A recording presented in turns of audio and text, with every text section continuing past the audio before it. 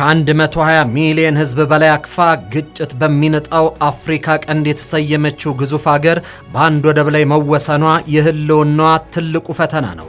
መተንፈሻ የሌለው አካል ህይወቱ በሌላ እጅ ነው።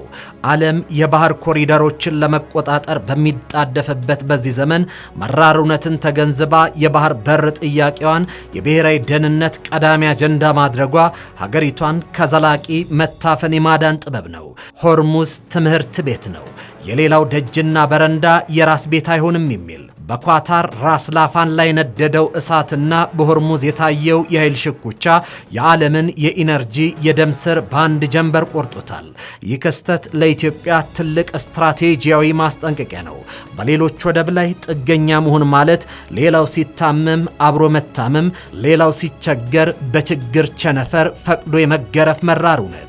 ኢትዮጵያ የቀይ ባህር ባለቤትነትን ስትጠይቅ የዓለም ፖለቲካ በታመሰ ቁጥር የ120 ሚሊዮን ህዝቧ የዕለት ጉርስና የልማት ህልም አደጋ ላይ እንዳይወድቅ የመከላከያ ጋሻን የመገንባት ውጥን መሆኑን ያሳያል።